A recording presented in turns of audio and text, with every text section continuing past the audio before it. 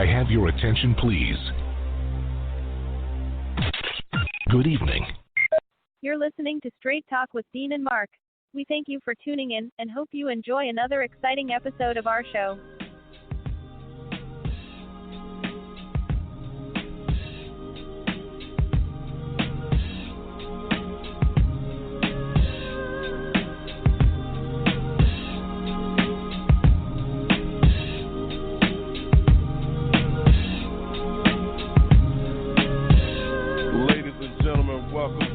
Another episode of Straight Talk with Dean and Mark.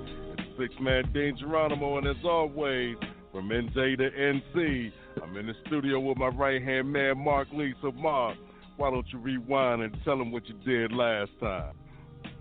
Hey, you know, it's been a busy week as always. Of course, I had to get over there and check out a little bit of the Super Bowl. We had all kinds of events with our two churches that meet at Haytown on Sunday, but I did get there in time to see the second quarter as well as the whole second half and the halftime show. So definitely got a chance to enjoy some fine performances. Like I said, when I got there, it was 10-10, and then I looked up, San Francisco is up 20-10, but somebody forgot to tell them that Kansas City likes to come from behind, and once again, they did it again and won that Super Bowl by coming from behind. So I was jokingly telling folks over there at Tobacco Roadhouse, one of our local sports bars, I think next year every team should just let Kansas City get out in front. Try to see if we can't do like a reverse psychology on them, because it seems like all year long they would let other teams get ahead, and then they come back and win the game. So I'm thinking next year we got to reverse the philosophy. Well, it'll be interesting to see. I mean, let them get the lead early and see if they can handle the lead, since apparently they like to play from behind. They've done that several times this year. So I did that. And on Wednesday over at the Harlem Center, we had a group of folks that were connected to North Carolina Central University that are involved in a lot of their arts kind of programming. So there were people there from the drama department, people there from the dance department, people there. There was an artist, a very talented artist.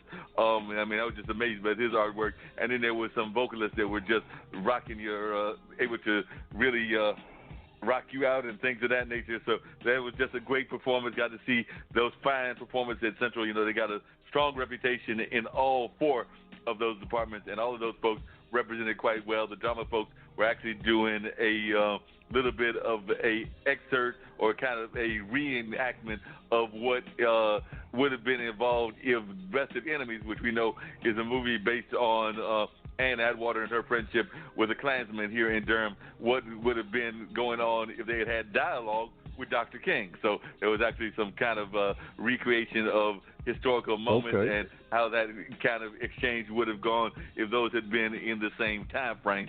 So that was definitely an interesting piece that they did, and I was quite pleased with the way that they did that. Like I said, the dance interpreter did a real good job of her of their dance interpretation. I think it was more than one, if I remember correctly. And then definitely those vocalists, they just, you know, took folks to church and back again and did all kinds of great performances. So definitely was impressed with that. And then on Friday, I believe it was, we had a political candidate in town. She's going to be running for county commissioner, Miss Fikes, Tara Fikes. And I've talked to her about trying to get on the show with us at some point in the near future.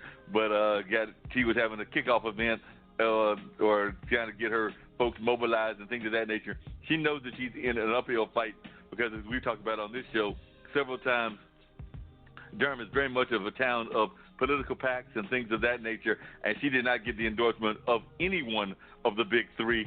So she's got an uphill fight because she's going to have to mobilize her people real strong. And as one of her mentors, a professor at NCCU, pointed out, he didn't have the backing either. So he was saying that it is not impossible to be done, but it will definitely be an uphill fight, and you're going to have to bring your serious A game if you're going to pull that one off. So that was going on. And then, like I said, those are kind of the highlights of this weekend. Of course, people are still dealing with the tragedy of Kobe's death and things of that nature. As a matter of fact, I was reading earlier today and was talking to a friend of mine.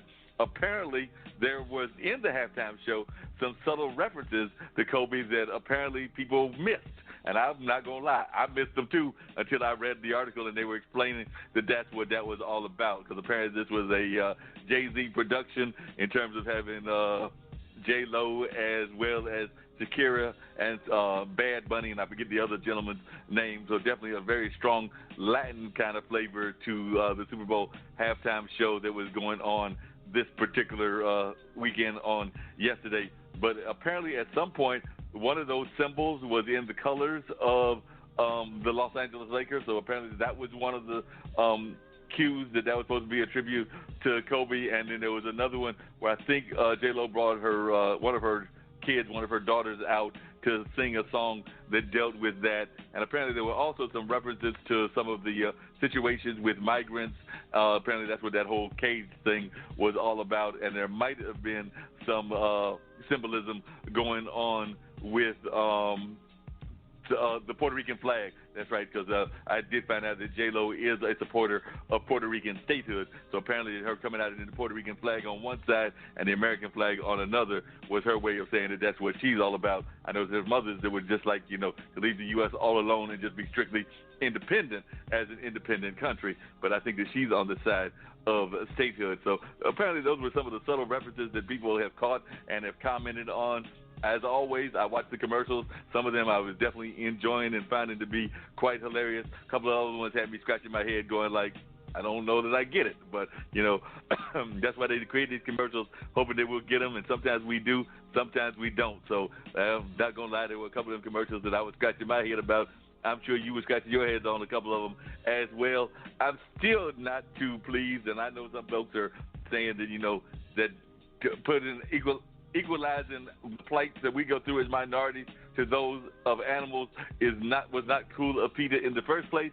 I don't know that I necessarily agree with that, because I think that the NFL should have put on the PETA commercial. I actually put it on a couple of pages that I work with on Facebook, or maybe just one, but definitely did put it out there. And like I said, when I saw the commercial and the animal taking the knee, and I do believe that we do need to definitely have respect for all of the human population, but we also need to have respect for our animal kind as well, and Mother Nature just in general. And I think that that's basically what the PETA ad was saying. But, the NFL decided that was a little bit too close to Colin and his a plea for Black Lives Matter and other things, and they just decided to pull it all together. Apparently they got some backlash, PETA did, because some folks were feeling that, making a comparison of animal rights to human rights and things of that nature was not a fair comparison. I don't know that I necessarily agree with that philosophy, but I do agree that people have the right to think what they think and how they want to think about it. But I thought that they should have aired the commercial.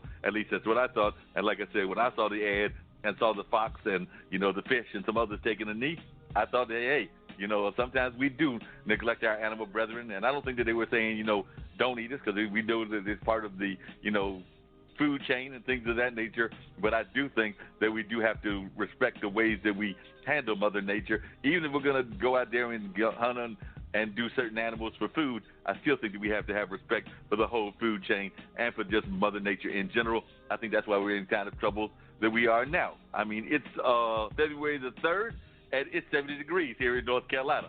So it might be a little cooler now, maybe 60 or 50, but still, it's February 3rd. I would expect that I would be, throwing on coats and jackets and other stuff, and I would do it good with a light sweater today. So, like I said, folks say climate change is not real, and we don't need to respect animal life, but I, for one, do not necessarily agree with that, and I thought that they should have run that particular commercial, but hey, that's just my opinion. I don't know what you thought. Were there any commercials that caught your eye? And what did you think of the game? I mean, were you happy that an AFC team won? I know we would have preferred the Ravens. We would have preferred the Ravens, but it didn't happen that way. But the AFC has won the Super Bowl, so for that part, I'm good with that. Didn't watch too many of the commercials. I kind of zone out when commercials come on TV because I'm like, they pay to advertise. That keeps my show going. Right now, my show is the Super Bowl. So, it was a good game, and it was like 9 minutes left in the game or so, and San Francisco was up. I was like, man, there's still a lot of football left to play. Some people were like, nah. I said, you never know what's going to happen. And from that point, Kansas City just came back. So for, I see a lot of people in this area. I live in the Philadelphia region of New Jersey, so I'm closer to the Philly side. But, a lot of congratulations for Andy Reid. Of course, he coached the Philadelphia Eagles for 14 years before going over to Kansas City. So now he has a ring to go, not with Philadelphia, but nonetheless, he is now a Super Bowl champion. Also, some Baltimore fans gave Terrell Suggs congratulations for winning a second Super Bowl ring, not with us, but with Kansas City. And that's where he ended up going, when he was released from Arizona. At first he said he would retire before he would go to any other team than coming back to Baltimore, but it doesn't work like that. So when Kansas City claimed him, he was like, you know what? All right, well, I'm going to go over here. So now he's a two-time Super Bowl champion. Shout out to Terrell Suggs, one of the Ravens, that will never be forgotten. So other than that, man, it's been, it was in the 60s up here. I don't mind it being warm in February because usually we're stuck with snow and having to clean off driveways and sidewalks and all of that stuff. So to have missed the snow this year, I can't complain too much. So if it does not snow at all in the month of February, and by the way, the groundhog has predicted, that famous one, Mr. Phil, has predicted that we are going to have an early spring. So if Phil and the rest of the weather man are correct, and this weather is going to be this way for the rest of February, going into March and April, which of course is headed towards spring, you will have no complaints with that whatsoever. If that is the case and the weatherman has come up with the correct thing, you'll be perfectly fine with it being 60s, 50s, 40s, anything that's above freezing. If we can get that for the rest of the winter, you'll have no problem with that whatsoever. So you're not one of those folks that's rooting for snow. Not at all. Some people are like, oh, God, let it snow. I see people on social media, I want snow. And I'm thinking, you obviously don't have that responsibility of shoveling the driveway and sidewalks and people driving like NASCAR and slipping and sliding in the snow. You must stay at home. I don't know, but some people love the snow. I'm not mad at them. I happen to be one of those. I can take the cooler weather, no snow, and we can keep on rocking because then we're not held up with states of emergencies and things like that. So I'm not mad at it at all. So you could care less at all. You like whatever. It's like we're just gonna let it go and have fun without the snow.